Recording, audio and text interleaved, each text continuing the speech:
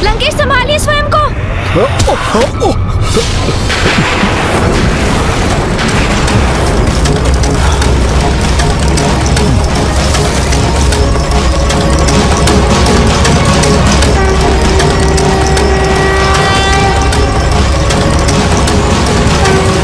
जय शिव शंकर शंभू।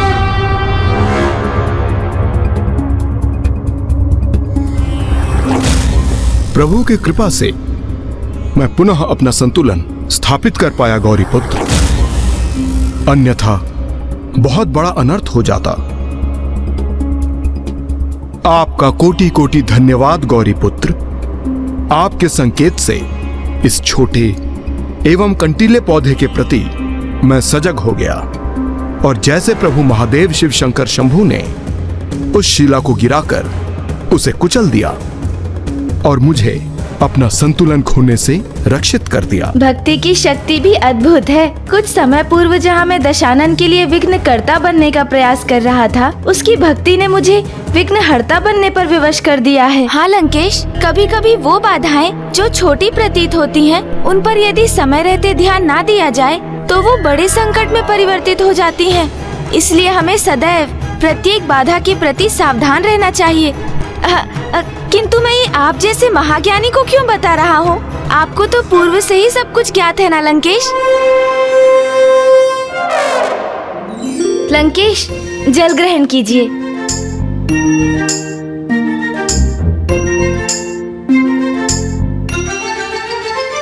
चतुर गणेशा। आपने तो अपनी इस बाधा पर विजय प्राप्त कर ली, किंतु प्रभु पिपलाद के समक्ष तो सूर्य देव के रूप में एक बहुत बड़ी बाधा प्रकट हुई थी। तो फिर प्रभु पिपलाद ने सूर्य देव का सामना कैसे किया लंकेश? चंद्रदेव, मंगल और बुध, ये सभी तो प्रभु पिपलाद को रोकने में असमर्थ हो गए थे, किंतु राहु केतु द्वारा प्रसारित उस काल सर्प योग के प्रभाव में अब सूर्य देव भी आ चुके थे, जिनका उद्देश्य किसी प्रकार प्रभु पिपलाद को शनि देव के समक्ष जाने से रोकना था। प्रभु पिपलाद हर छोटी बड़ी बाधाओं पर विजय प्राप्त कर आगे बढ़ने के लिए कटिबद्ध थे। फिर वो बाधा सूर्य देव ही क्यों ना हो, जो अपने कण कण से अत्यंत तप्त किरणों को प्रवाहित कर प्रभु पिपलाद का मार्ग रोकने के लिए तत्पर थे। सूर्यदेव के ताप का सामना कदापि नहीं कर सकेगा ये मायावी बालक।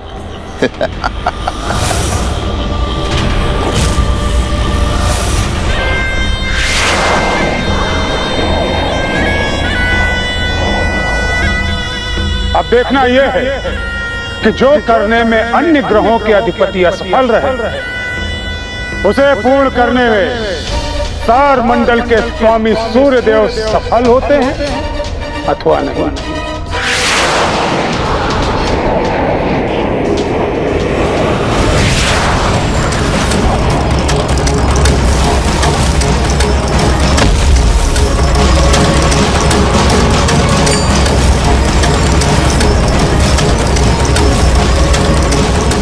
बालक, मेरे सौर्य मंडल में मेरी अनुमति के बिना कोई प्रवेश नहीं कर सकता।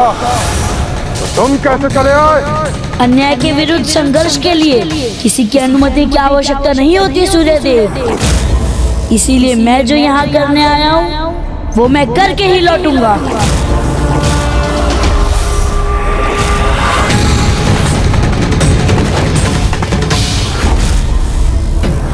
ये तुम्हें अंतिम चेतावनी है मेरी।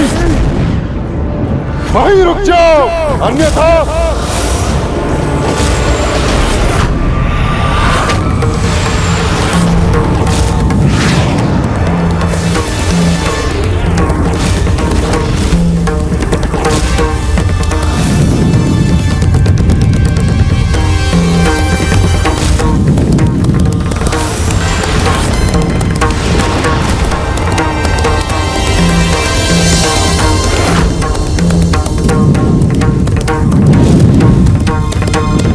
बुद्ध जी, हमें सूर्यदेव को रोकना होगा। ठहरिए, हम इसमें हस्तक्षेप नहीं कर सकते।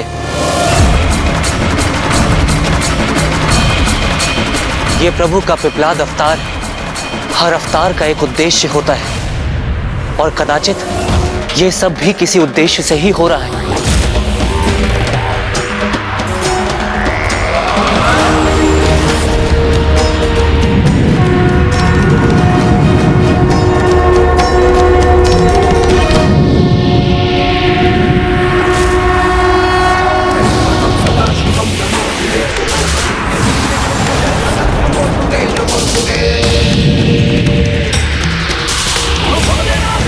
ये क्या? ये बालक तो मेरी शक्तियों को ही सोखने लगा है। शक्ति विहीन कर रहा है मुझे मेरी ही शक्तियों से।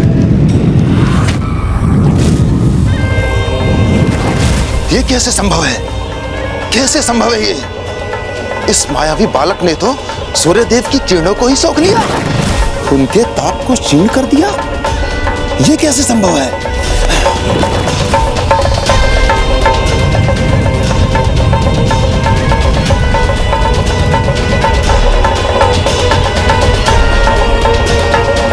असंभव को संभव कैसे कर रहा है ये बालक?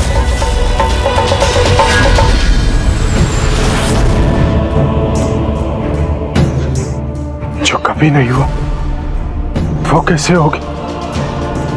ये कैसे संभव? मेरे ही तेज से इसने स्वयं को तेजोमय कर लिया।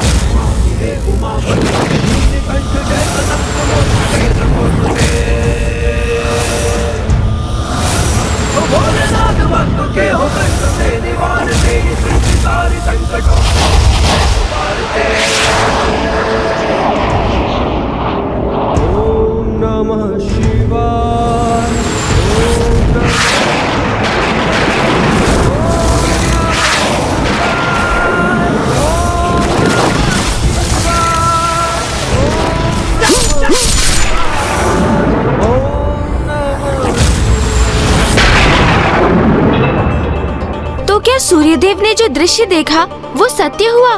क्या प्रभु पिपलाद ने वास्तव में सूर्यदेव का शीश उनकी धड़ से विलग कर दिया? लंकेश, गौरी पुत्र, सूर्यदेव ने तो वो दृश्य देखा जो उनके साथ पूर्व में घटित हो चुका था। अर्थात? ये समझाने के लिए तो मुझे आपको पूर्ण कथा पीछे से सुनानी होगी।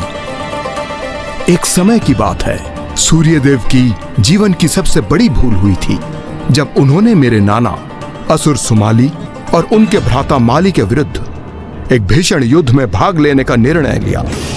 असुर भ्राता माली और सुमाली सूर्यदेव से युद्धरत थे और सूर्यदेव ने तो उन्हें लगभग पराजित भी कर दिया था, किंतु सूर्यदेव को यह ज्ञात नहीं था कि दोनों असुर भ्राताओं को प्रभु महादेव से सुरक्षा वरदान प्राप्त था और वे किसी भी क्षण उनकी सहायता के लिए प्रस्तुत भी हो सकते थे।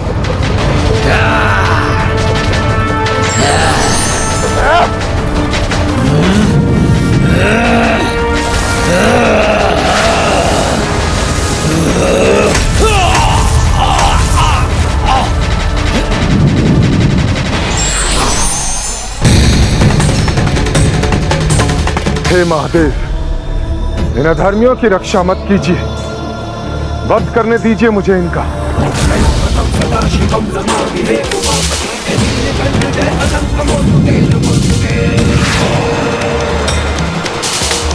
महादेव, आपने हमें वचन दिया था कि आप सदैव हमारी रक्षा करेंगे। महादेव, यदि युद्ध में कभी कोई संकट आ जाए तो आप उस संकट से भी हमें मुक्त करेंगे। महादेव, महादेव, महादेव, बचाइए महादेव।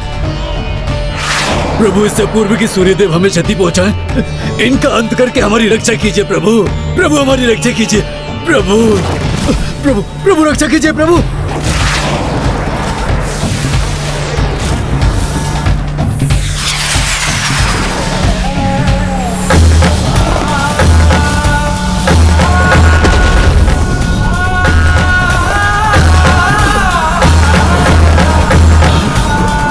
महादेव, मैं आपसे विनती करता हूं, इनकी रक्षा मत कीजिए, वध करने दीजिए मुझे इनका।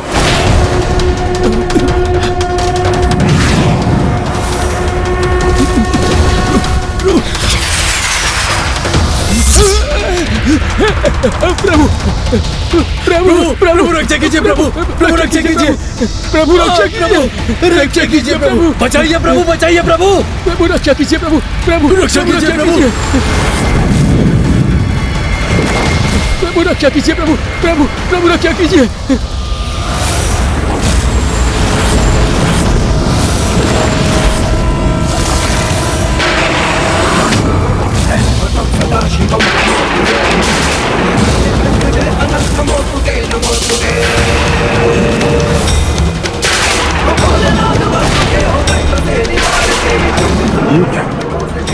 महादेव मुझ पर ही लक्ष्य साध रहे हैं।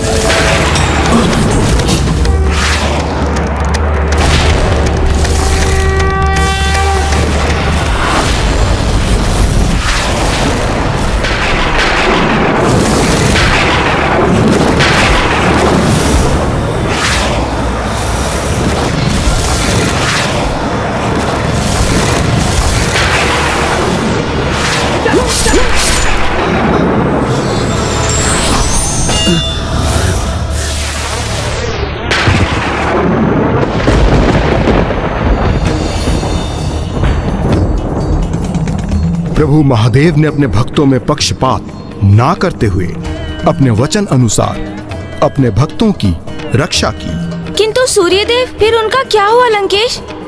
सूर्यदेव के अंत से उनके पिता ऋषि कश्यप बहुत व्याकुल हुए। उस युद्ध के उपरांत वो अपने पुत्र सूर्यदेव की देह के निकट शोक करते रहे और प्रभु महादेव की याचना करते रहे। महादेव, ये कैसा अनर्थ कर दिया प्रभु आपने। मेरा पुत्र तो धर्म का पालन कर रहा था, अपना दायित्व निभा रहा था, आपने उसको किस अपराध की भयंकर सजा दी प्रभु। मैं भी तो अपने भक्तों के प्रति धर्म और कर्तव्य का निर्वाह कर रहा था ऋषिवर। उन दुष्टों की रक्षा और मेरे पुत्र का अंत आपका कर्तव्य कैसे हो सकता है महादेव? आप मेरे दोषी हैं महादेव। मैं आपको श्राप देता हूं। जिस प्रकार मेरे पुत्र का शीश आज उसके धड़ पे बिलग हुआ, आपके साथ भी वैसा ही होगा। आप भी नियति से विवश होकर अपने पुत्र का शीश उसके तन से अलग करेंगे।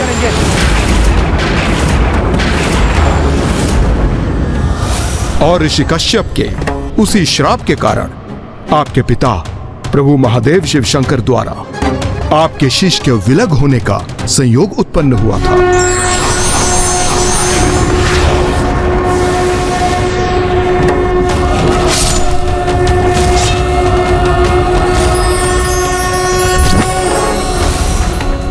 किंतु लंकेश, मुझे तो पिताश्री अर्थात महादेव की कृपा से एक नवीन शीश प्राप्त हुआ था, तो क्या सूर्यदेव के साथ भी ऐसा ही हुआ था? ऋषि कश्यप ने मेरे प्रभु को इतना भयंकर श्राप दिया, किंतु मेरे प्रभु महादेव शिव शंकर अत्यंत क्षमाशील और घोर कृपा निधान हैं। ऋषि कश्यप से श्राप पाकर भी बिना क्रोधित हुए उन्होंने अपनी कृपा दृष्टि से सूर्यदेव को पुनः जीवित कर दिया। ऋषिवर, स्वयं मुझे मेरे उन असुर भक्तों की रक्षा करने के लिए प्रस्तुत देखकर आपके पुत्र सूर्यदेव अपने धर्म पथ से विचलित नहीं हुए, उन असुरों का अंत करने का प्रयास करते रहे। इसी प्रकार अपने धर्म पर अडिग रहकर उन्होंने मुझे उनकी धर्मपरायणता, कर्तव्य निष्ठा और पराक्रम से प्रभावित किया है। इसलिए मैं उन्हें प्राण दान देता हूं।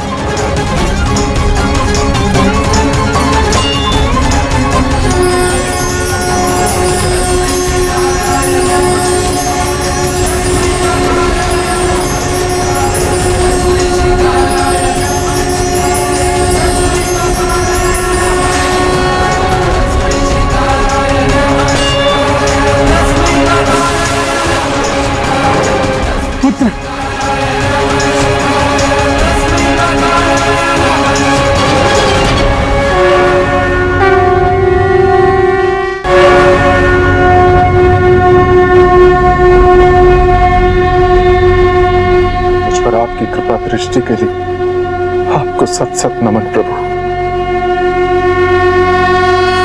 मैं आपकी इस कृपा को कभी नहीं भूलूंगा। किंतु क्या प्रभु पिपलाद को अपने समक्ष पाकर भी वो इस घटना का स्मरण करने में असमर्थ रहे? प्रभु पिपलाद के उनके समक्ष आने पर ना सही, किंतु प्रभु द्वारा लक्षित अपनी ओर बढ़ते उस त्रिशूल को देखकर उन्हें सब स्मरण हो गया।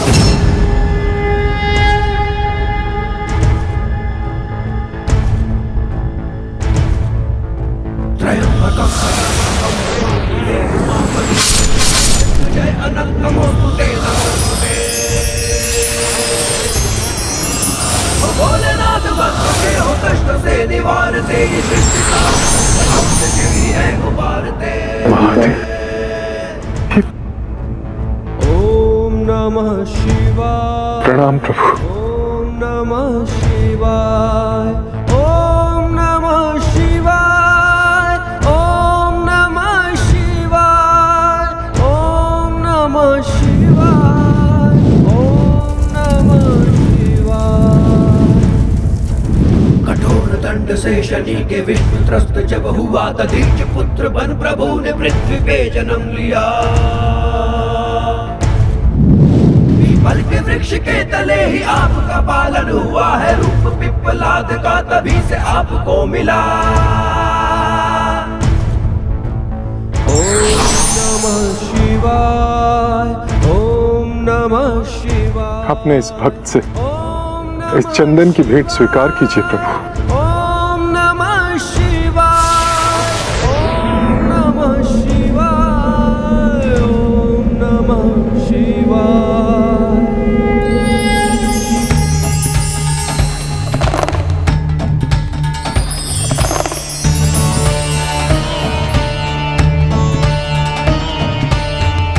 धन्यवाद प्रभु।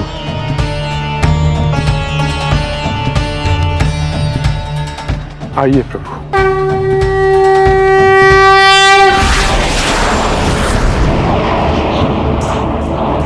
आश्चर्य है, घोर आश्चर्य है। सूर्यदेव भी इस बालक के छलावे में उलझ गए। इन सभी ग्रहों के अधिपतियों को और स्वयं सौर मंडल के स्वामी सूर्यदेव को यह हो क्या गया है? ये सभी इस बालक के माया जाल में क्यों उलझते जा रहे हैं? वहीं रुकने के स्थान पर उसे आगे क्यों बढ़ने दे रहे हैं?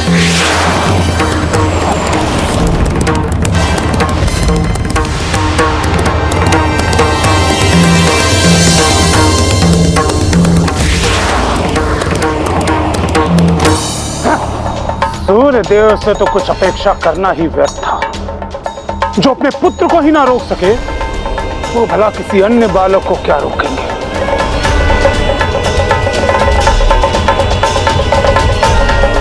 अब तो मात्र शेष ग्रहों के अधिपतियों से ही आशा है कि वो उस बालक को रोककर उसे सुरक्षित स्थान प्रदान करे, अन्यथा वो मेरी दृष्टि का सामना कर उसका भयंकर परिणाम सहेगा।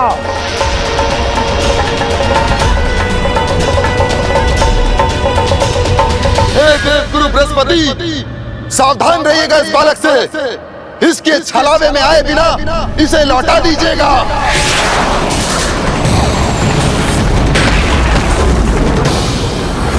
आपको शस्त्र उठाने की कोई आवश्यकता नहीं है। मैं यहाँ आपसे युद्ध करने अथवा आपको रोकने नहीं आया, बस आपको समझाने के लिए प्रस्तुत हुआ हूँ।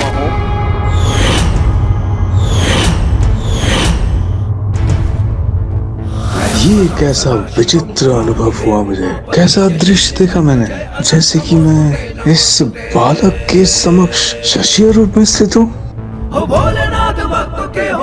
मैं तुम्हें समझाने आया हूँ कि शनिदेव से बैर भाव।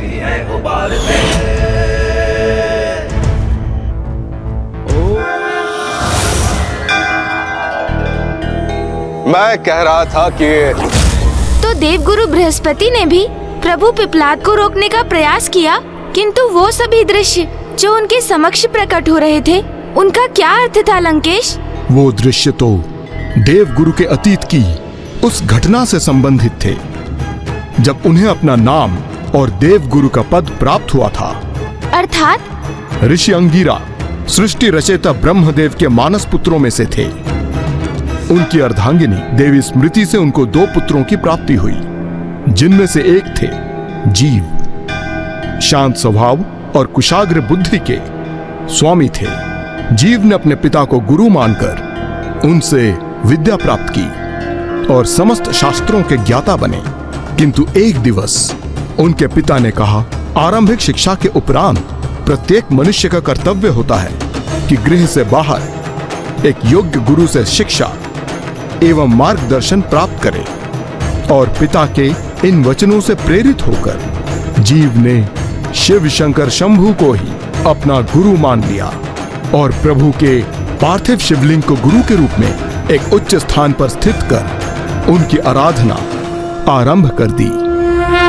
ओम नमः शिवाय। ओम चंद्रशेखर चंद्रशेखर चंद्रशेखर शिवाय। चंद्रशेखर चंद्रशेखर चंद्रशेखर पाहि मां।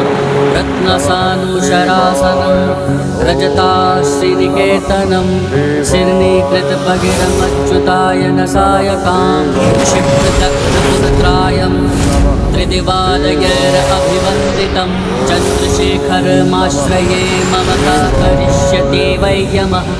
भस्मदिग्धकलेवरं भवनाशनं भवं जयं चन्द्रशेखरमाश्रये।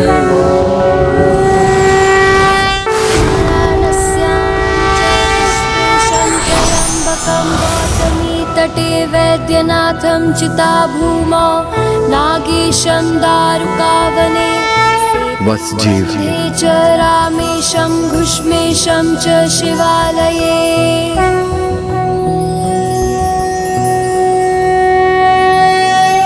तुम्हारी तपस्या पूर्ण हुई, कहो क्या वरदान चाहते हो? प्रणाम महादेव, मैं आपके दर्शन पाकर धन्य हो गया। मैं आपको अपने गुरु के रूप में प्राप्त करना चाहता हूं। तथास्तु तथास्तु तथास्तु।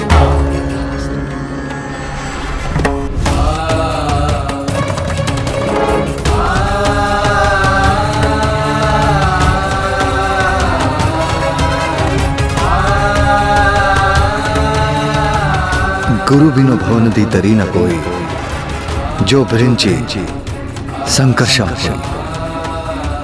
अर्थात गुरु के बिना कोई भी भव सागर पार नहीं कर सकता, भले ही फिर वो स्वयं हम त्रिदेवों के समान ही क्यों न हो।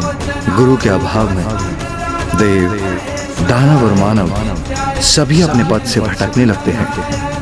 गुरु ही अपने शिष्य को पथ प्रदर्शक होते हैं। और अब तुमने मुझे अपना गुरु माना है, तो ये मेरा कर्तव्य है कि मैं तुम्हें तुम्हारे जीवन के पथ से परिचित कराऊं। वर्तमान समय में देवताओं को गुरु के मार्गदर्शन का सौभाग्य प्राप्त नहीं है। तुम में उनके गुरु बनने के समस्त गुण उपस्थित हैं।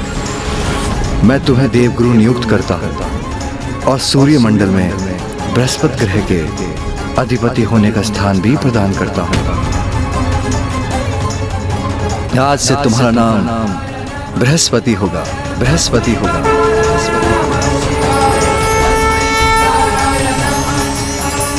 देवगुरु बृहस्पति, आज से आप बुद्धि, दर्शन एवं समस्त धर्म शास्त्रों के स्वामी होंगे और सब जगत के हित हेतु सदैव प्रेरित रहेंगे, सदैव प्रेरित रहेंगे। मैं समझ गया लंकेश कि यही कारण है कि देवगुरु बृहस्पति को प्रभु पिपलाद के रूप में उनके गुरु क्यों दिखाई दे रहे थे। देवगुरु बृहस्पति द्वारा इन दृश्यों को देखकर उनके सामने सत्य का उजागर हुआ और वे काल सर्प दोष के प्रभाव से मुक्त हो गए।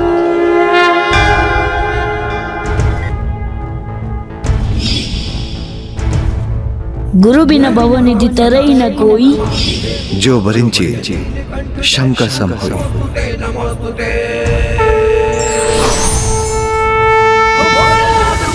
हो कष्ट से ये क्या कर रहा था मैं?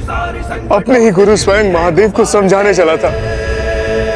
क्षमा कीजिए गुरुवर, आपके इस शिष्य ने आपको पहचानने में बहुत विलंब कर दी। नमः शिवाय, ओम नमः शिवाय, ओम नमः शिवाय, ओम नमः शिवाय। अब स्वयं देव गुरु बृहस्पति भी इस बालक के समक्ष नतमस्तक हो गए। मैं आपका प्रिय धतुरा आपको भेद स्वरूप प्रस्तुत करता हूँ।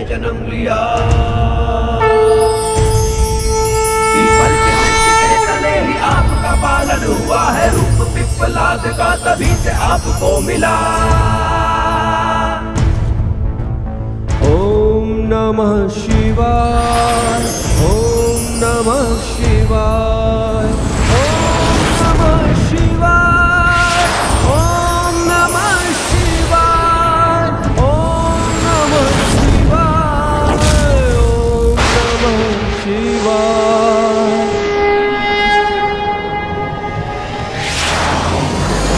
कौन है ये बालक जिसे स्वयं देव गुरु भी समझा कर लौटाने में असफल हो गए?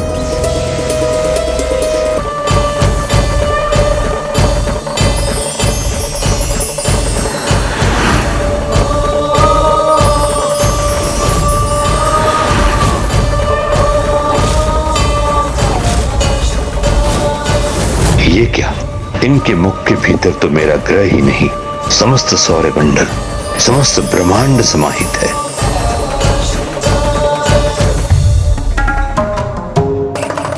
क्या हुआ लंकेश? असुर गुरु शुक्राचार्य को प्रभु पिप्पलाद के मुख में ब्रह्मांड दिखाई देते ही वो स्तब्ध क्यों रह गए?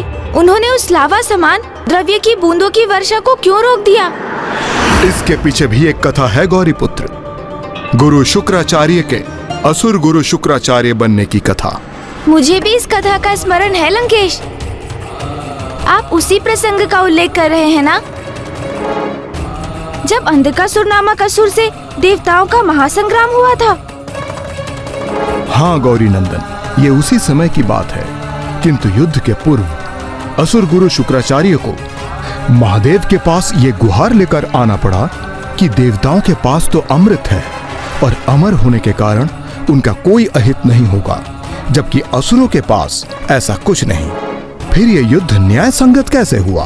फिर असुर गुरु शुक्राचार्य के इस निवेदन पर प्रभु महादेव ने उन्हें एक उपाय सुझाया। मैं असुरों को अमृत नहीं दे सकता, किंतु देवताओं के साथ युद्ध करने के लिए अमृत तुल्य विद्या मृत संजीवनी प्रदान कर सकता हूं। किंतु स्मरण रहे शुक्राचार्य, मृत संजीवनी विद्या का उपयोग मात्र धर्म और न्याय के लिए ही होना चाहिए।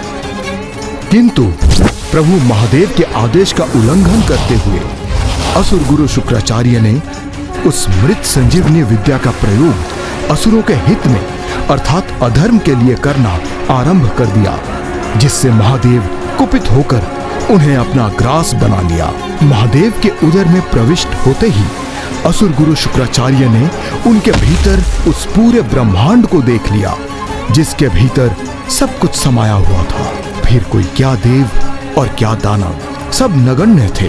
अंततः अपनी भूल का आभास होते ही असुर गुरु शुक्राचार्य पश्चाताप कर महादेव से गुहार करने लगे। ओम नमः शिवाय, ओम नमः शिवाय, ओम नमः शिवाय।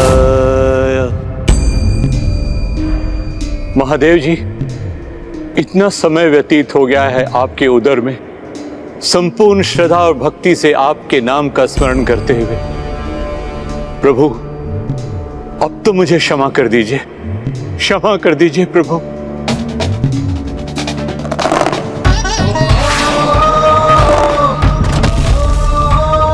मैं आपकी आराधना एवं क्षमा याचना स्वीकार कर आपको मुक्त करता हूँ। आपकी प्रबल इच्छा शक्ति, भक्ति और ज्ञान से प्रभावित होकर मैं आपको सूर्यमंडल में एक स्थान प्रदान करता हूँ। आज से आप शुक्र ग्रह के अधिपति शुक्राचार्य कहलाएंगे। प्रभु पिप्लाद के समक्ष आते ही असुर गुरु शुक्राचार्य को देवासुर संग्राम के समय घटित उस घटना का स्मरण हो आया था। त्रयंबकं सदाशिवं नमामि हे उमापति जय अनंत नमोस्तुते नमोस्तुते। क्षमा कीजिएगा प्रभु, आपको पहचानने में मुझसे भूल हो गई। इस प्रकार उन सभी ने प्रभु पिप्लाद का सूर्यमंडल में स्वागत किया। अवश्य गौरी पुत्र, किंतु सूर्यमंडल में अभी भी कुछ ऐसे ग्रह अधिपति शेष थे जो प्रभु का स्वागत करने के लिए तैयार नहीं थे।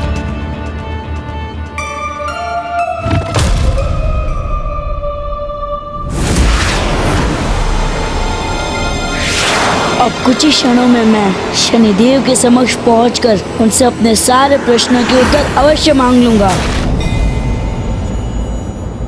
अब क्या करें हम? इस बालक को शनिदेव तक पहुंचने से कैसे रोके हम?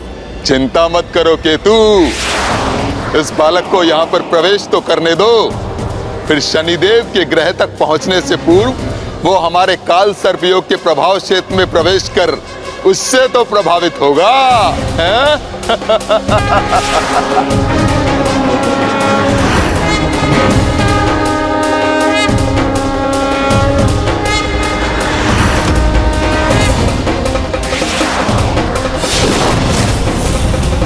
अर्थात जिस प्रकार सभी ग्रह के अधिपतियों ने काल सर्प योग से प्रभावित होते ही अपना विवेक खो दिया था, उसी प्रकार अब स्वयं प्रभु पिप्लाद को लेकर भी यही संभावना उत्पन्न हो गई थी।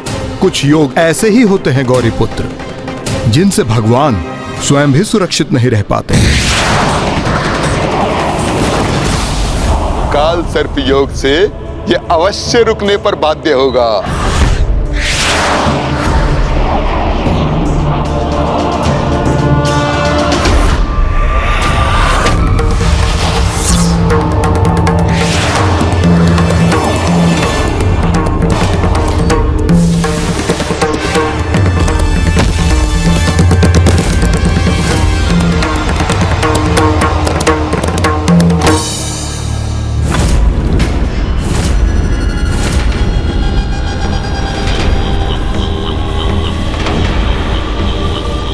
जो कार्य कोई अन्य न कर सका उसे राहु और केतु करने में सफल हो गए। अद्भुत।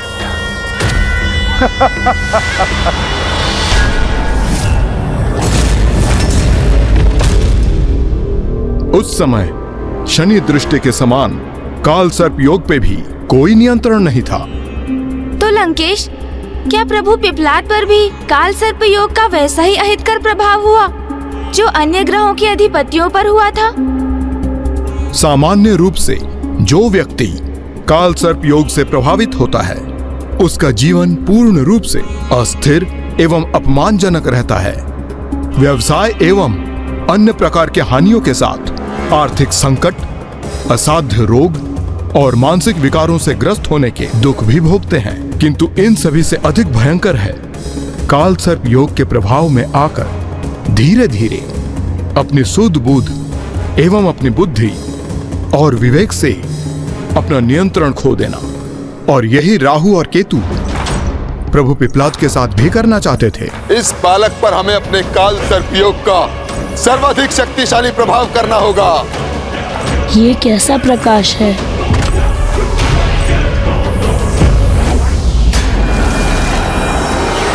होगा, अवश्य होगा। ये बालक भी पूर्ण रूप से काल सर्प योग से प्रभावित होगा।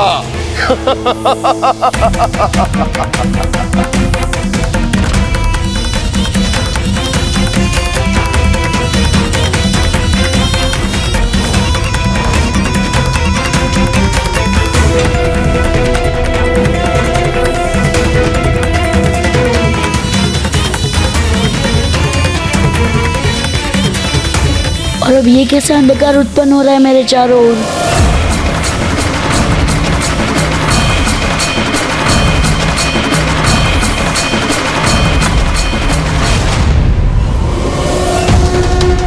ये क्या स्थान है?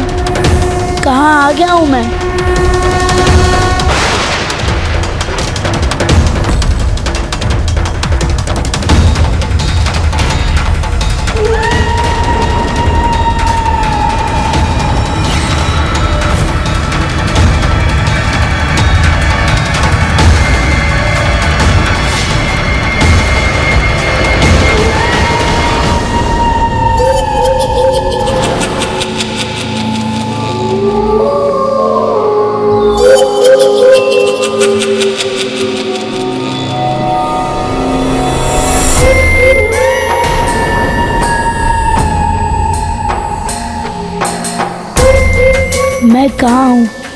और यहाँ से किस दिशा में जाना है मुझे? चिंता मत करो बालक, मैं करूंगा तुम्हारा मार्गदर्शन।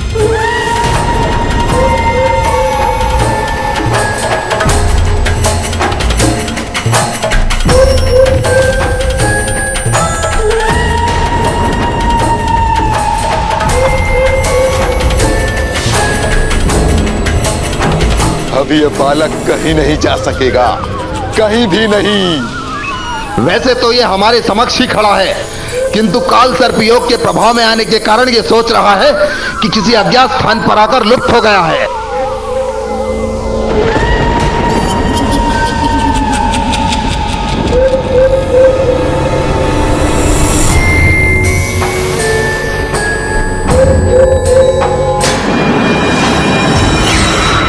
तुम्हें बताऊंगा कि तुम्हें कहां जाना है। आगे बढ़ो, आगे। राहु केतु द्वारा उत्पन्न जिस काल सर्प योग से हमने से कोई सुरक्षित नहीं रहा, उस विकट योग से हमें मुक्ति दिलाने वाले ये दिव्य शिव रूपी बालक कहीं स्वयं तो उससे प्रभावित नहीं हो जाएंगे? राहु और केतु जिस शक्तिशाली काल सर्प योग को उत्पन्न कर रहे हैं, जिस पर भी इसका प्रभाव पड़ता है वो आजीवन इससे मुक्त नहीं हो पाता।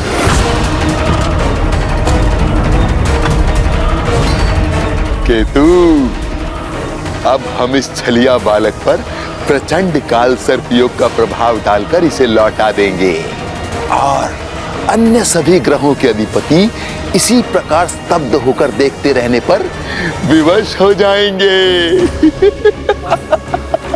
हम शनिदेव से विशेष मित्रता का संबंध स्थापित करने में सफल हो जाएंगे और इस प्रकार हम सदैव उनकी दृष्टि से सुरक्षित रहेंगे।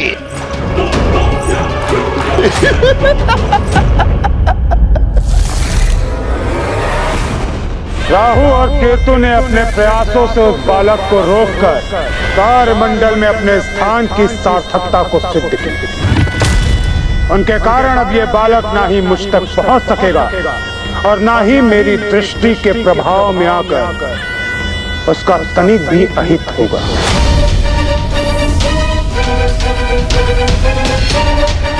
मुझे पूर्ण आशा है कि अब ये दोनों इसे यहां से लौटाकर मुझसे दूर रखने में सफल हो जाएंगे।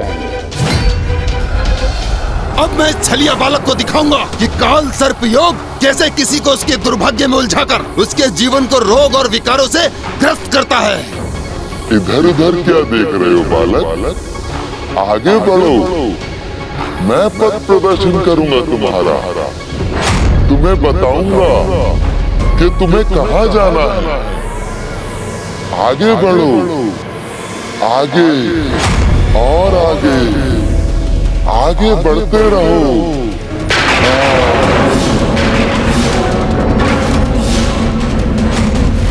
तुम्हें बताऊंगा कि तुम्हें कहां जाना है। आगे बढ़ो, आगे बढ़ो, आगे बढ़ते रहो। मैं पथ प्रदर्शन करूंगा तुम्हारा। कदाचित मुझे इन नेत्रों की ओर ही बनना चाहिए।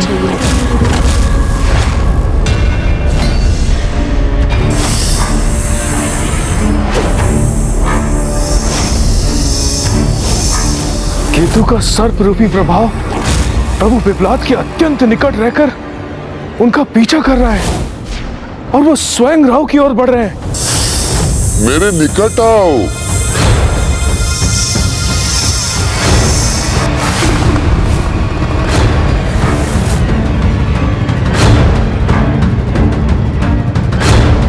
ये जो भी घटित हो रहा है किसका संकेत है? प्रभु की भव्य लीला का अथवा किसी घोर अनिष्ट का?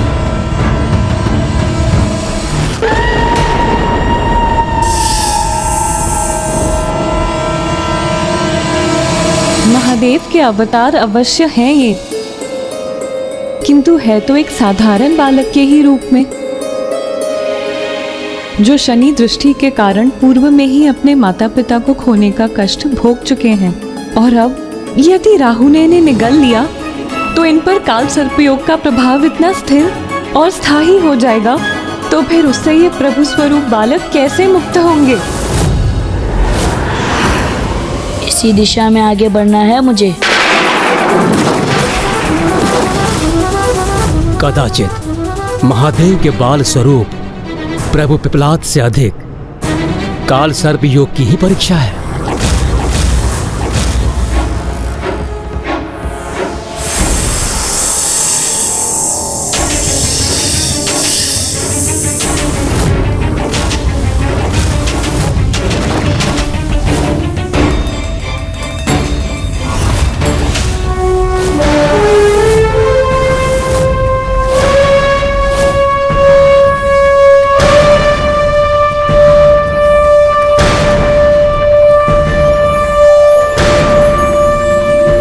ऐसा प्रतीत हो रहा है काल सर्प योग के प्रभाव से मुक्त हो गए।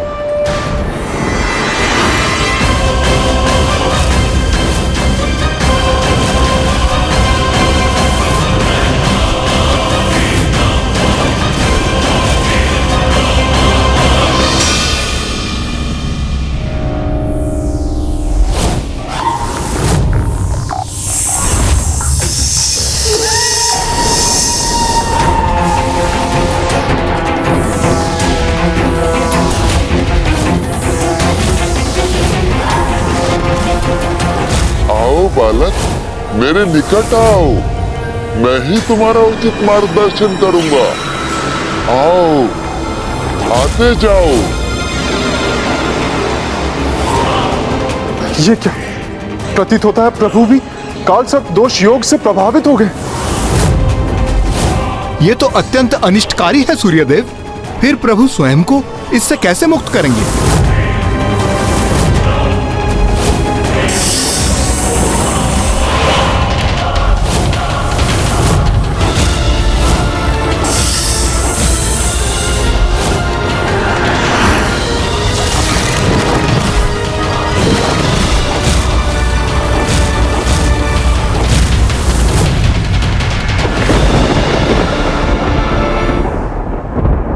ये कैसे हो गया लंकेश? जिन्होंने सभी को काल सर्प योग के प्रभाव से मुक्त किया, वो स्वयं उसमें ऐसे उलझ गए कि राहु उन्हें निगलने में सक्षम हो गए। गौरी पुत्र, कभी कभी प्रभु के दिए वरदानों के समक्ष देवी शक्ति भी अपूर्ण रह जाती है। अर्थात लंकेश, मैं कुछ समझा नहीं। मुझे अपनी कथा तो पूर्ण करने दीजिए, फिर आप स्वयं समझ जाएंगे गौरी पुत्र। लंकेश, जल।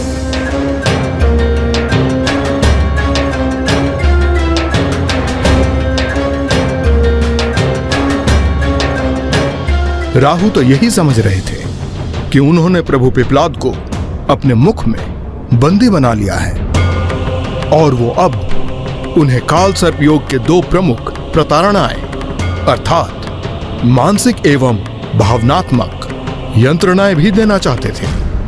राहु हूं मैं, राहु, जिसकी माया के प्रभाव से किसी ग्रह के अधिपति भी रक्षित नहीं रहे। और अब वही राहु अपनी माया के प्रभाव से इस बालक को ऐसा अपार कष्ट देगा जिससे कि ये बालक यहाँ एक क्षण के लिए भी रुकने के स्थान पर प्रथम अवसर प्राप्त होते ही अपने कष्टों के निवारण हेतु यहाँ से लौटने के लिए विवश हो जाएगा।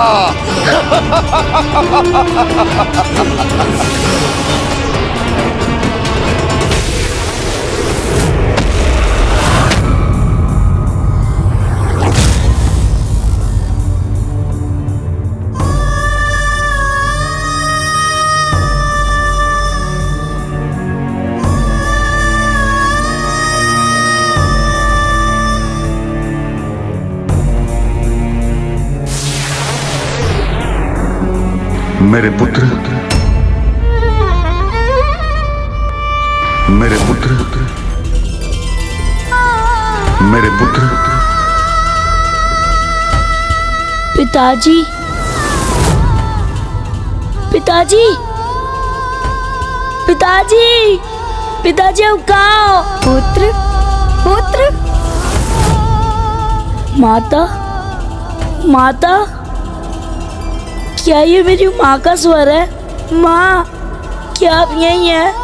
माता, माँ, माता।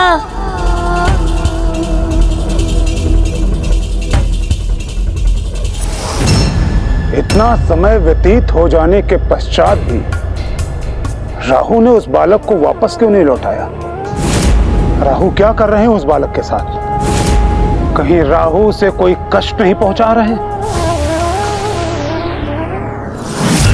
केतु, अभी तो मात्र अपने माता पिता की पुकार सुनी होगी इस बालक ने, अब ये उनकी गुहार भी सुनेगा। फिर ये छलिया बालक व्याकुल होकर उन्हें ढूंढना आरंभ करेगा।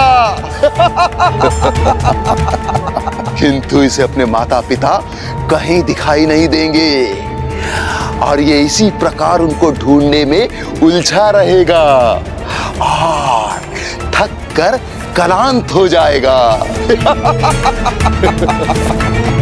पुत्र वहाँ नहीं, यहाँ हूँ मैं। इधर आओ पुत्र, यहाँ तुम्हारी प्रतीक्षा कर रही हूँ पुत्र। मुझे यहाँ से मुक्त करो पुत्र। कहाँ हो पुत्र? आ क्यों नहीं रहे हो? माता। पुत्र वहाँ नहीं।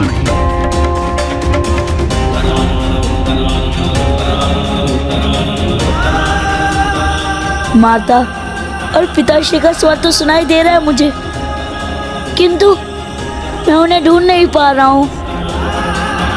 माता, पिताश्री, माँ, आप यहाँ हैं? पिताश्री, माँ,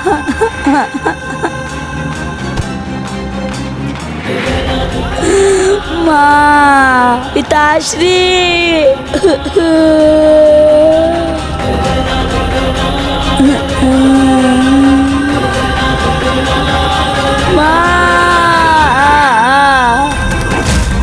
अब ये बालक अपने माँ और पिता की दुर्गति, उनके कष्ट और पीड़ा का साक्षी बनेगा।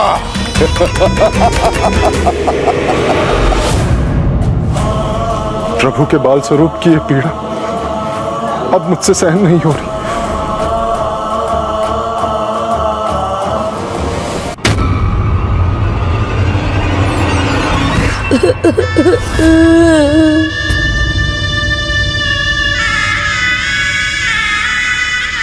मुझे ज्ञात हो गया है पुत्र, तुम मेरी रक्षा नहीं कर सकते।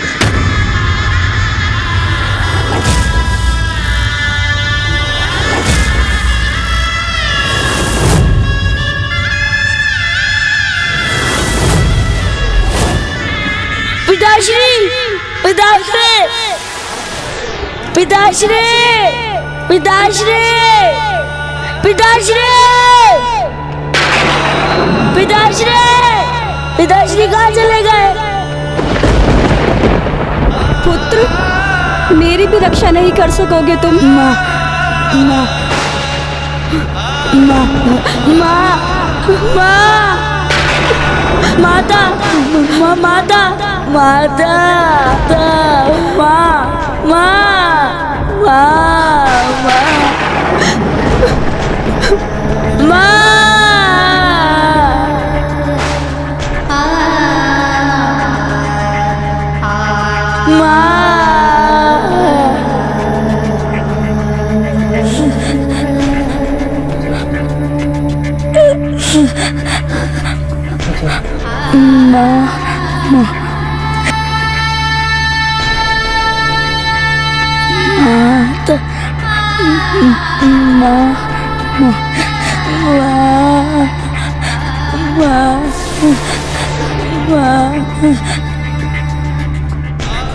एक कोमल बाल हृदय बालक को राहु के कारण इतना कष्ट हो रहा है, ये तो शनिदेव को भी स्वीकार ना होगा।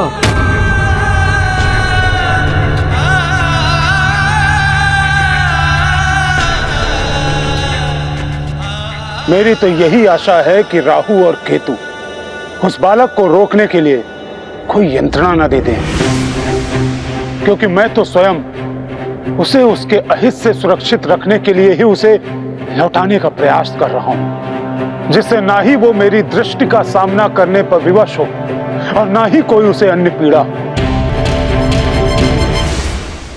अब इस छलिया बालक की पीड़ा में और वृद्धि होगी। जब मैं इस बालक के समक्ष मृत्यु के उपरांत इसके माता पिता के नरक में निवास के दृश्य प्रस्तुत करूंगा।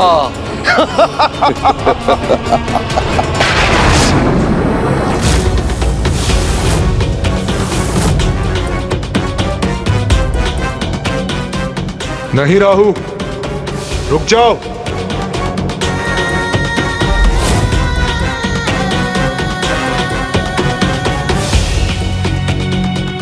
इस अंधकारी सुरंग के अंत में अभी से तीव्र प्रकाश दिखाई देगा।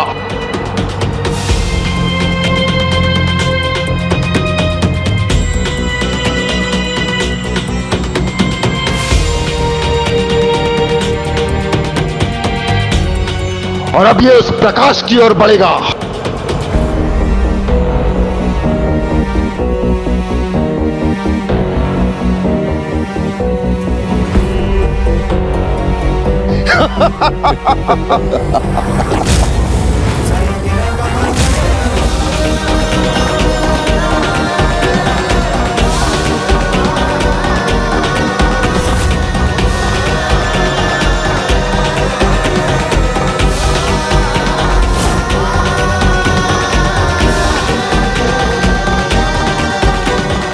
और जब इसकी दृष्टि इस प्रकाश को भेद कर उस पार देखेगी तो मृत्यु के उपरांत अपने माता पिता की दुर्दशा को देखकर स्तब्ध रह जाएगा।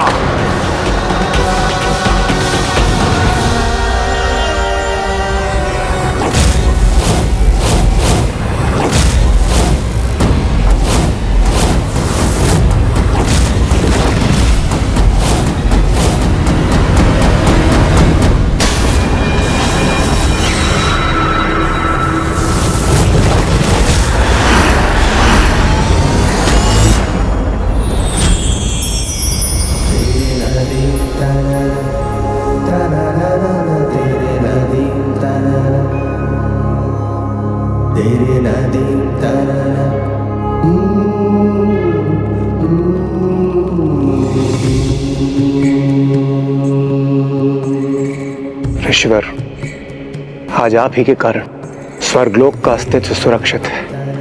आपने अपने परम त्याग से स्वर्ग पर ही नहीं समस्त जगत पर बहुत बड़ा उपकार किया, जिसके लिए मैं देवराज इंद्र सदैव के लिए आपका आभारी रहूंगा।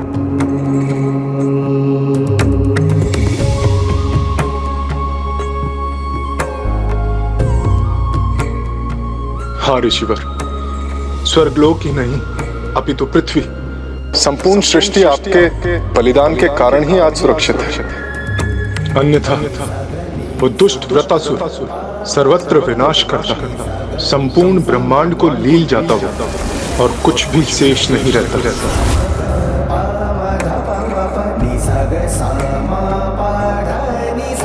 मैं आपको आशीष देता हूँ। संपूर्ण संसार आपके इस महान बलिदान को श्रेष्ठतम बलिदान का मान देगा और आपका ये महान बलिदान सदा स्मरण रखेगा, क्योंकि एकमात्र आप ही थे जो इस विकराल संकट में भी अपने धर्म पर अडिग रहे, तनिक भी विचलित नहीं हुए। इसलिए आपका स्थान तो मेरे महानतम भक्तों में भी सर्वोच्च है। मैं आपको और आपकी सहभागिनी को, देवी सुवर्चा को मेरे धाम, मेरे कैलाश में विशेष स्थान प्रदान करता हूं।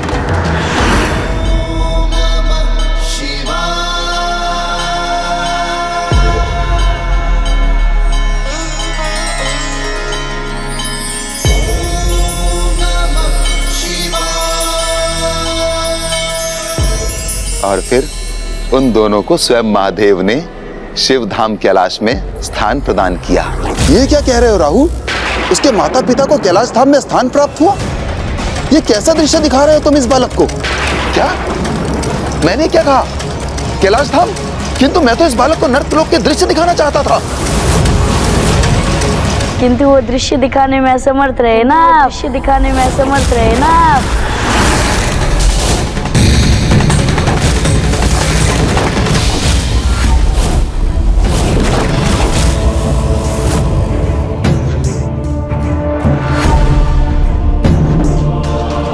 आप क्या मुझे नरकलोक अथवा उसकी दुर्गति के भ्रामिक दृश्य दिखाएंगे?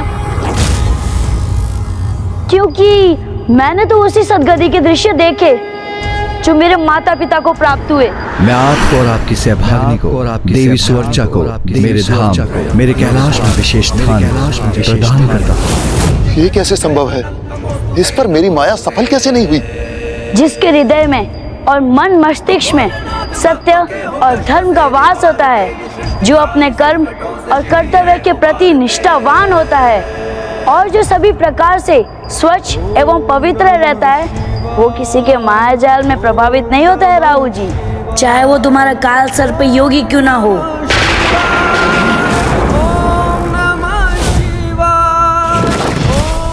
ये कैसे हो सकता था लंकेश? जिन्होंने शेष ग्रहों को काल सर्प योग से मुक्त कराया, उन्हीं प्रभु पिपलाद को राहु केतु भला कैसे अपनी माया में उलझा सकते थे? गौरी पुत्र, वास्तविकता के दो रूप होते हैं।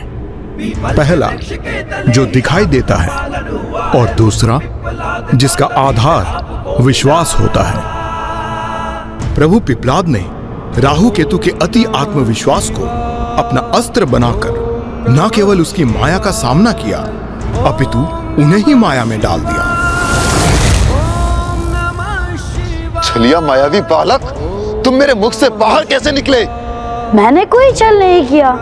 यदि आपको प्रतीत होता है कि आपने मुझे निगल लिया, तो ये केवल आपकी भ्रांति थी, क्योंकि मैंने तो कभी आपके मुख में प्रवेश नहीं किया। आपके ही माया ने आपको ही प्रभावित कर आपके भीतर भ्रम उत्पन्न किया।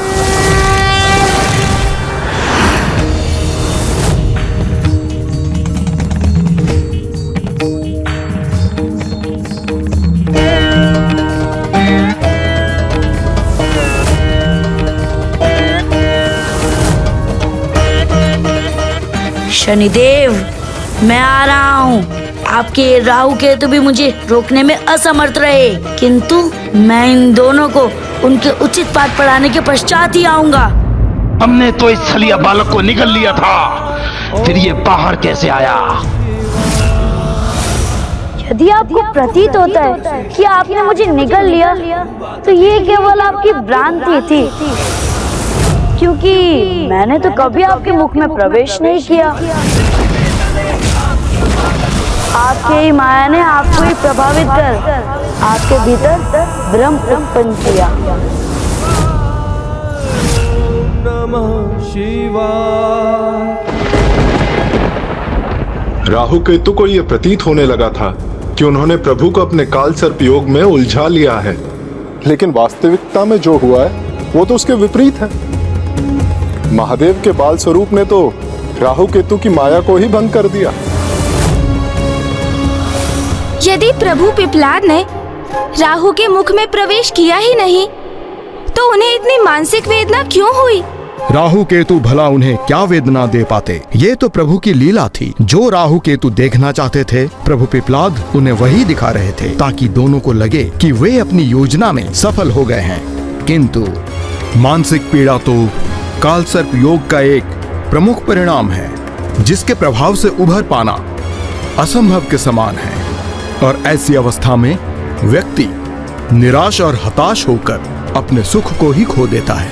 प्रभु पिपलाद तो काल सर्प योग के प्रभाव को निरस्त करने में समर्थ थे, किंतु उनके स्थान पे यदि कोई और व्यक्ति होता तो वो काल सर्प योग के प्रभाव से कभी मुक्त न हो पाता। फिर तो ऐसे अहितकारी काल सर्प योग का निवारण तो अवश्य होना चाहिए। मुझे अपनी कथा को आगे बढ़ाने की अनुमति दीजिए गौरी पुत्र। आपको अपने प्रश्नों का उत्तर उसी में ही मिल जाएगा। मुझे अपने मुख में लेकर काल सर्प योग से प्रभावित करना चाहते थे। नर्क कैसा होता है ये दिखाना चाहते थे ना मुझे आप। तो अब मैं आपको वास्तविक नर्क से परिचित करवाता हूँ।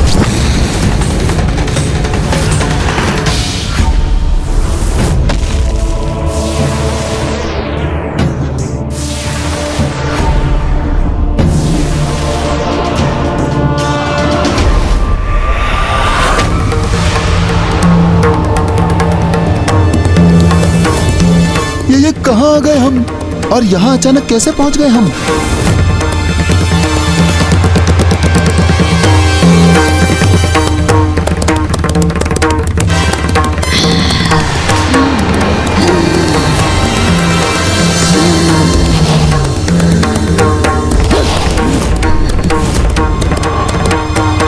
अब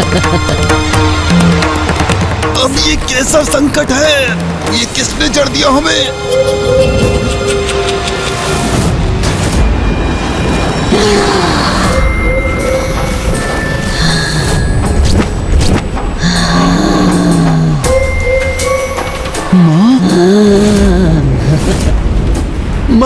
माँ, ये क्या कर रही हैं आप?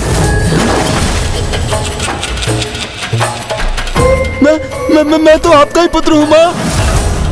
और मैं कहते हूँ माँ, माँ हमारे साथ ऐसा मत कीजिए माँ, मत कीजिए माँ। मेरा पुत्र राहु केतु, मुझे क्षमा करना पुत्र। इस वृद्धावस्था के कारण तुम्हारी ये माँ अत्यंत विवश हो गई है। कितने समय से मुझे कोई आहार प्राप्त नहीं हुआ है, क्योंकि इस निर्जन स्थान पर कोई मेरा आहार बनने आया ही नहीं। इसलिए भोजन प्राप्त करने के लिए मैं व्याकुल हो गई। मुझे देखो पुत्र।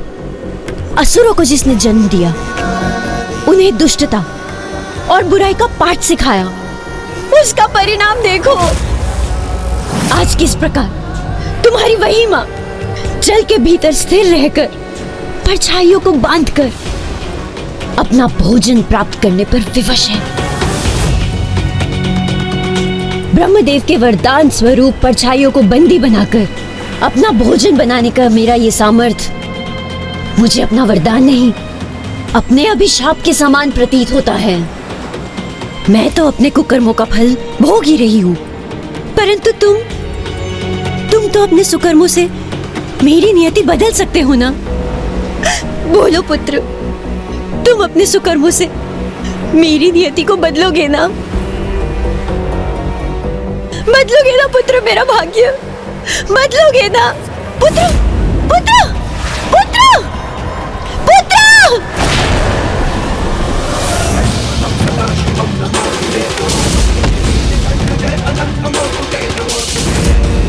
देखा है अपने माँ की दुर्गति।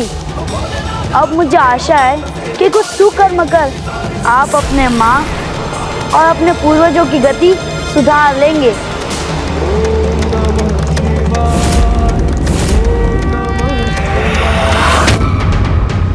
एक नन्हे से बालक होकर तुम उन राहु केतु को उपदेश देकर सीख देने चले हो जो सर्वाधिक विकट योग काल सर्प योग उत्पन्न करते हैं। हम वो राहु केतु हैं जिनसे सूर्य देव और चंद्र देव भी सुरक्षित नहीं रहते हैं, और तुमने हमें ललकारने का दुस्साहस किया। तो अब राहु और केतु से उलझने का भयंकर दंड तुम्हें अवश्य प्राप्त होगा।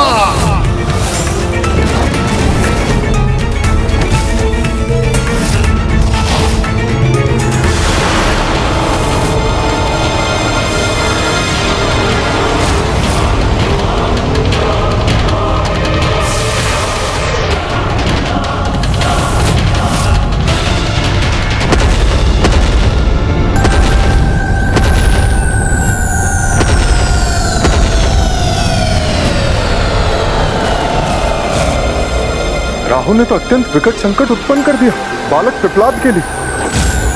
केतु अत्यंत उग्र प्रतीत हो रहे हैं। यह तो बहुत बड़ा संकट उत्पन्न हो गया है।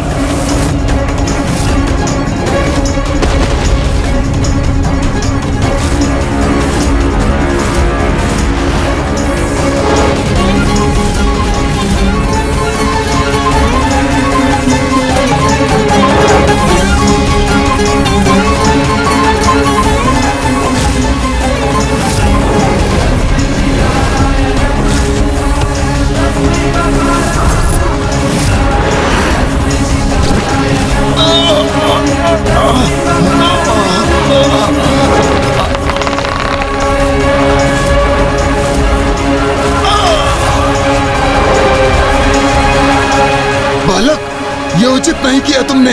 इसका भयंकर दंड दूंगा मैं तुम्हें। अब मैं अपनी पूंछ में पुनः बांधकर तुम्हें नष्ट करूंगा।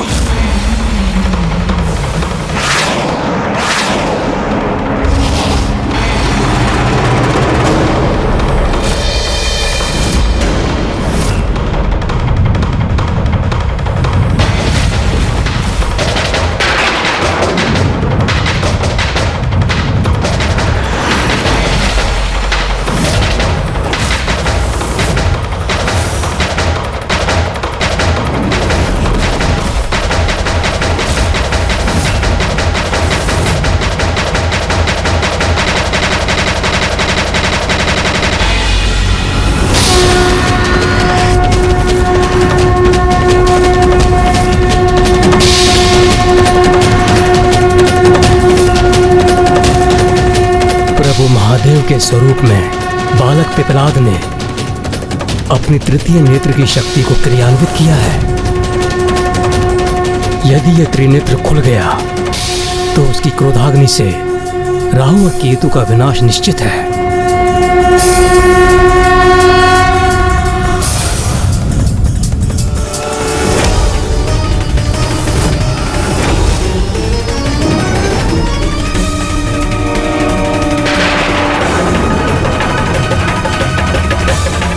इस बालक से उत्पन्न होने वाली ताप को सहन नहीं कर पा रहा हूं मैं।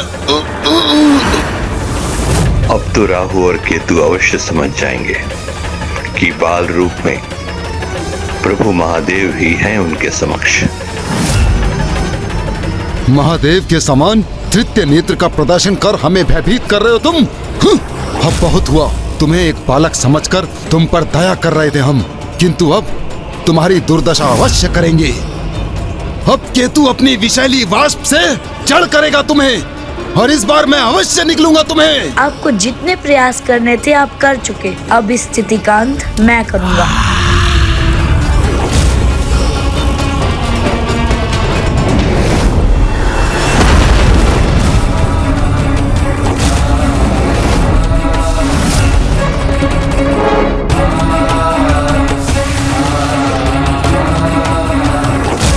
ये बालक इतना विशालकाय कैसे हो गया, और अब हमारे साथ क्या करने जा रहा है ये?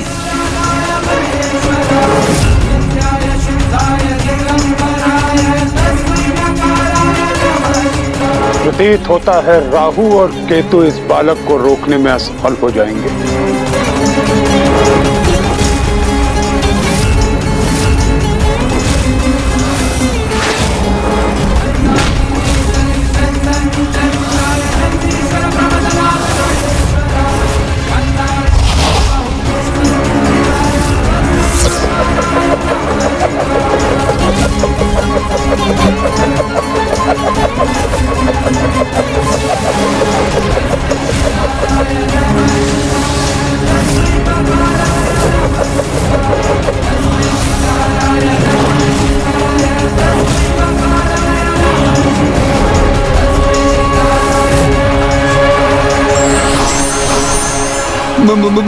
महादेव,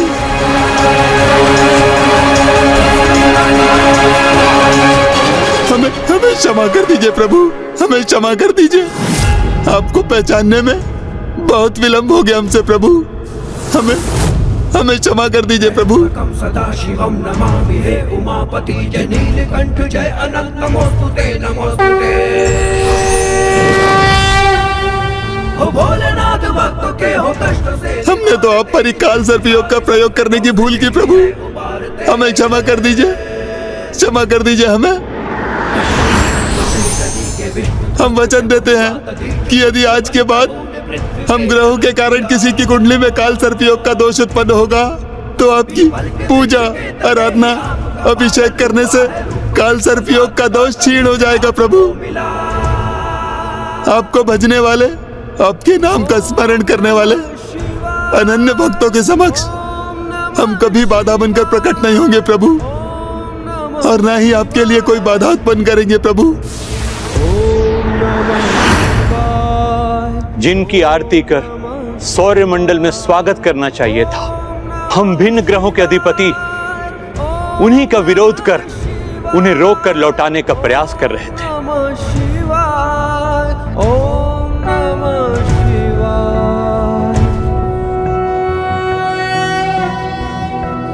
नागेन्द्रहाराय त्रिलोचनाय भस्मांगरागाय महेश्वराय नित्याय शुद्धाय दिगंबराय तस्मै नकाराय नमः शिवाय।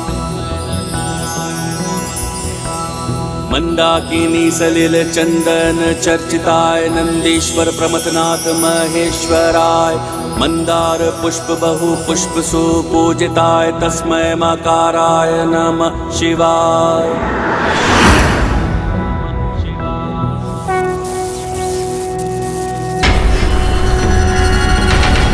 प्रतीत होता है समस्त ग्रहों के अधिपति एकजुट होकर इस बालक को रोकने का प्रयास कर रहे हैं। ग्रहाधिपतियों, कुछ भी करिए, कुछ भी, किंतु इस बालक को मेरे निकट पहुंचने से रोकिए, क्योंकि यदि एक बार ये बालक मेरे निकट पहुंच गया तो इसका विनाश निश्चित है। त्र्यंबकं यजामहे सुगंधिं पुष्टिवर्धनम् उर्वारुकमिव बन्धनान् मृत्युर्मुक्षीयमामृता। प्रभु पिप्लाद के कारण महादेव की पूजा और भक्ति के रूप में जगतवासियों को काल सर्पयोग अर्थात कुंडली के सर्वाधिक भयंकर माने जाने वाले दोष के प्रभाव से मुक्ति प्राप्त करने का सहज सरल उपाय प्राप्त हो गया। क्यों, मैंने उचित कहा ना लंकेश? अब काल सर्प योग पे तो नियंत्रण हो गया था, किंतु अभी भी शनि देव की दृष्टि पर कोई नियंत्रण नहीं था और प्रभु पिप्लाद अब स्वयं शनि देव की ओर बढ़ रहे थे।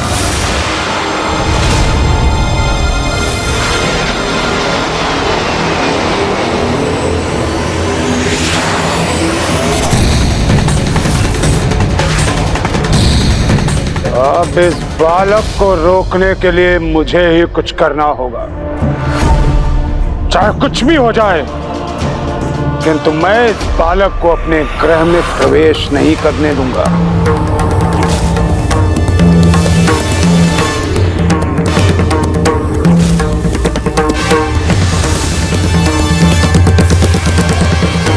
मेरे ग्रह के ये चक्र बाधा बनकर इस बालक को अवश्य रोक देंगे।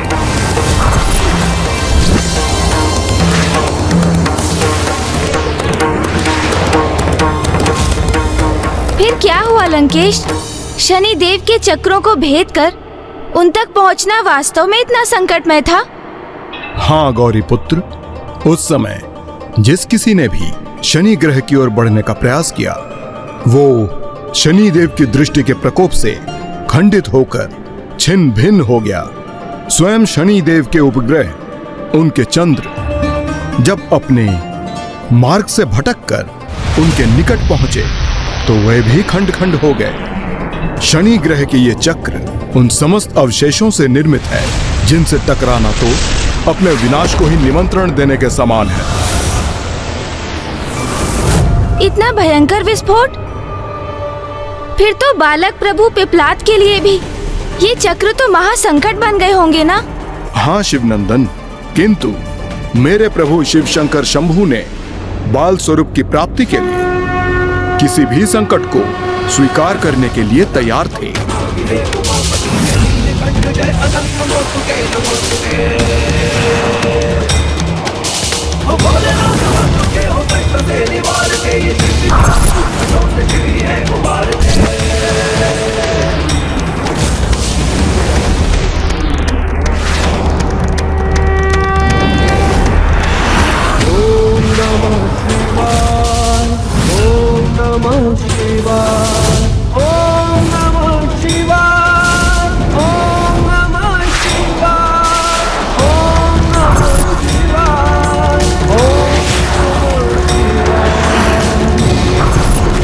सुनो मेरी चेतावनी, अंतिम अवसर देता हूं मैं तुम्हें, लौट जाओ यहां से।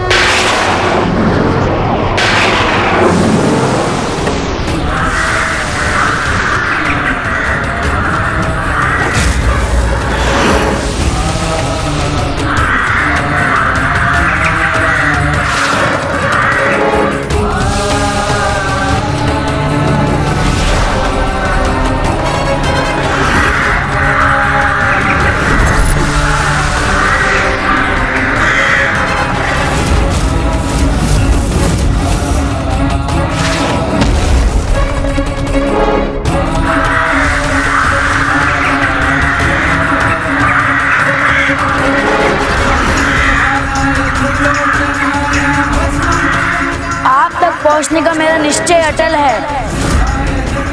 आप चाहे मेरे मार्ग में कितनी भी बातें उत्पन्न कर लें, किंतु मैं उन सबको नष्ट करके आगे बढ़ूंगा।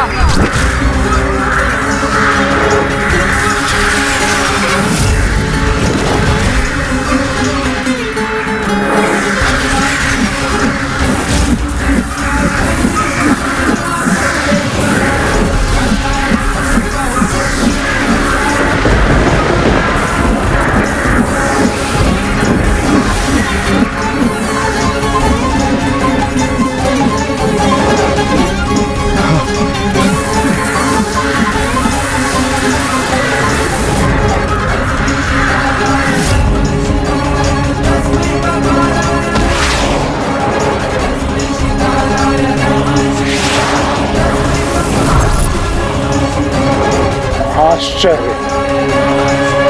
ये कैसे संभव कर दिया इस बालक ने?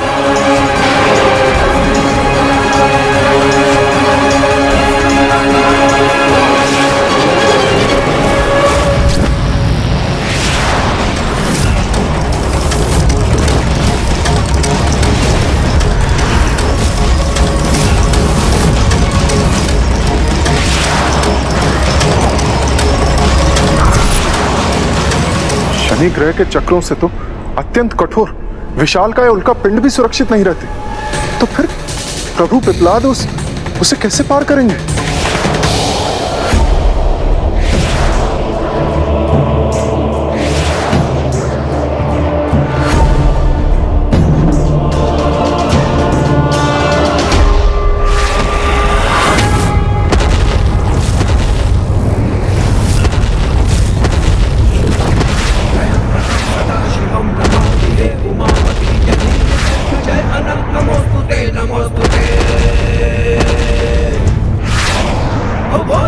मेरी शक्ति ही मेरी ढाल बनेगी।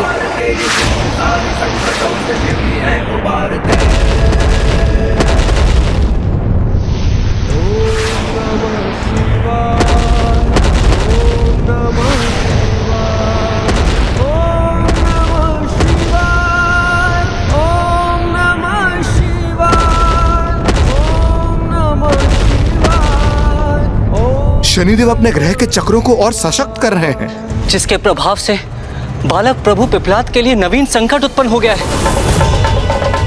आज ये प्रथम अवसर है जब किसी ने मेरे ग्रह के चक्रों को भेद कर आगे बढ़ने में सफलता प्राप्त की है, और वो भी अन्य कोई नहीं, मात्र एक बालक है। किंतु अब इस बालक को इसके दुस्साहस का परिणाम भोगना होगा। पुत्र बन प्रभु ने पृथ्वी पे जन्म लिया, पीपल के वृक्ष के तले ही आपका पालन हुआ है, रूप पिप्पलाद का तभी से आपको मिला।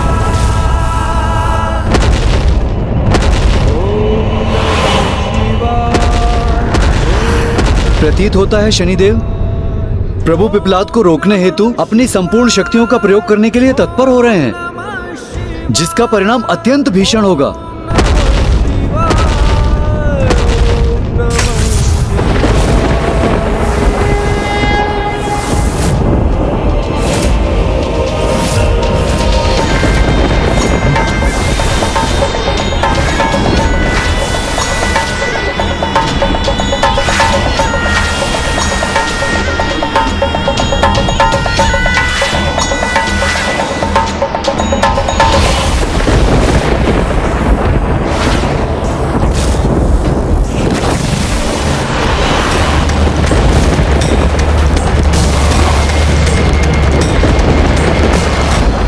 शनि देव द्वारा उत्पन्न इस बाधा का सामना करने के लिए बालक प्रभु पिप्लाद ने एक उचित युक्ति का प्रयोग किया है। स्वयं उन विनाशकारी शक्तियों के साथ अपनी गति संयोज कर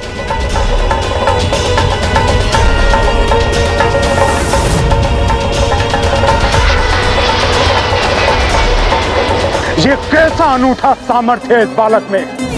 मेरे ग्रह चक्रों की विनाशकारी शक्ति का भी सामना करने में कैसे सक्षम हो रहा है ये।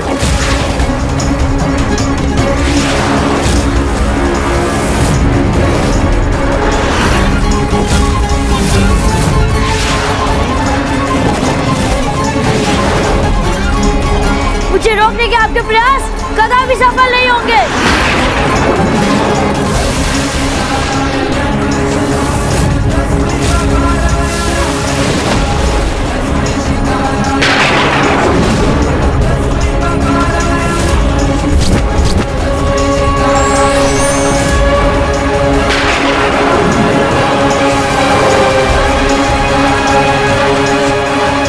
जिसका इतना अनूठा सामर्थ्य वो कोई साधारण बालक नहीं हो सकता, तो फिर कौन है ये बालक? क्या है इसका वास्तविक परिचय?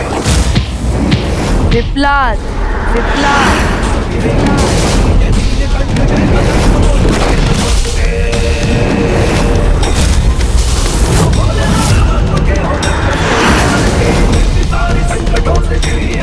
पिपलाद हूँ मैं, वो पिपलाद जिसके साथ आपने बहुत बड़ा अन्याय किया है।